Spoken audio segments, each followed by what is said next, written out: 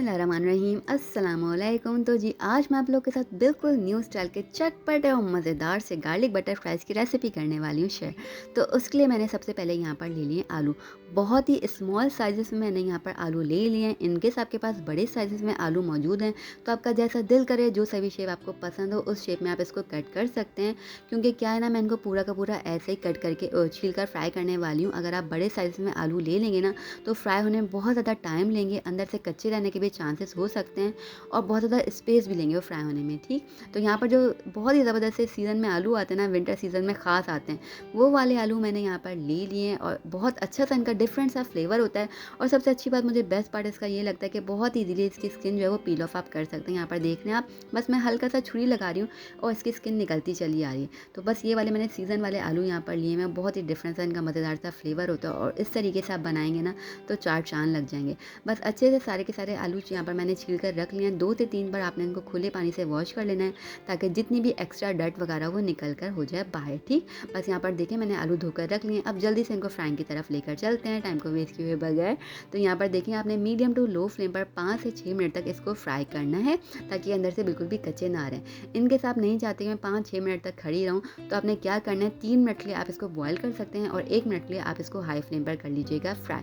लेकिन अगर यही मेथड आपने फॉलो करना है तो फिर आपने इसको 5 से 6 minute medium to low flame पर पकाना है और निकालते टाइम आपने कर लेना है फ्लेम को हाई।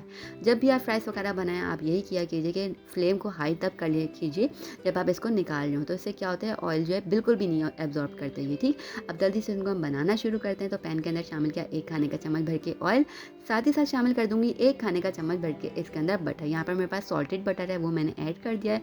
हल्का सा बटर मेल्ट होने लगा तो मैं इसके अंदर शामिल कर दूंगी चॉप्ड गार्लिक। तो 3 कलियां लहसुन की यहाँ पर मैंने चॉप करके ऐड कर दी इसके अंदर। बहुत ही हल्का सा आपने लहसुन को करना है फ्राई ताकि बहुत ही ज़बरदस्ती इसके जो फ्लेवर्स हैं ना वो बटर के साथ मिक्स हो जाएं। ठीक, बस आपने हल्का सा फ्राई करना है। फिर आपने ऐड कर देना है इसके अंदर 1 टीस्पून भर के चिकन पाउडर, 1 टीस्पून भर के garlic powder, half teaspoon red chilli powder और बहुत ही थोड़ा सा मैंने इसके अंदर सॉल्ट शामिल किया है। क्योंकि क्या है, मैंने बटर भी सॉल्टेड इस्तेमाल किया है इसके अंदर और जो मेरे पास चिकन पाउडर है उसके अंदर भी सॉल्ट होता है। ठीक, आप सॉल्ट को अपने जायके के मुताबिक कम ज़्यादा एडजस्ट कर सकते हैं। 2 मिनट तक आपने मसालों को भूनते हुए पकाना है ताकि मसालों का कच्चापन बिल्कुल ख़त्म हो जाए।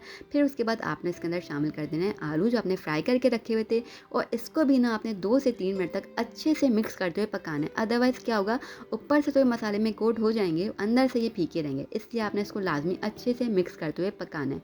तो आलू ना दुनिया के मशहूर तरीन सब्जियों में इनका शुमार होता है और घर में बच्चों या बड़े सभी इसको नहायत ही बहुत ही शौक से खाते हैं। इस तरीके से आप एक दफ़ा बना कर दें इंशाल्लाह, फिर तो बार बार आपसे फरमाइश होगी इसकी। अब देखें इस पॉइंट पे मैंने इसके अंदर शामिल कर दिए, थोड़ी सी स्प्रिंकल किया मैंने इसके अंदर रेड चिली फ्लेक्स यानी कि लाल कुटी हुई मिर्चों को और साथ ही साथ मैंने इसके अंदर मिक्स हर्ब्स भी ऐड किए थे। वो मुझसे वीडियो जो है शूट नहीं हो पाई, मिस हो गई है, सॉरी। आप ऐड कर लीजिएगा मिक्स हर्ब्स को या फिर चाहें तो ऑरिगेनो को भी आप ऐड कर सकते हैं। बिल्कुल लास्ट में इसके ऊपर स्प्रिंकल करूँगी कोरिएंडर लीव्स को यानी कि हरा धनिया, वो डालिए और इसको आप मिक्स करने के बाद ज़बरदस्त सा गर्मा गर्म एंजॉय कीजिए। इस सर्दी इस तरीके से ये वाले फ्राइज़ आप लाजमी बना के देखें।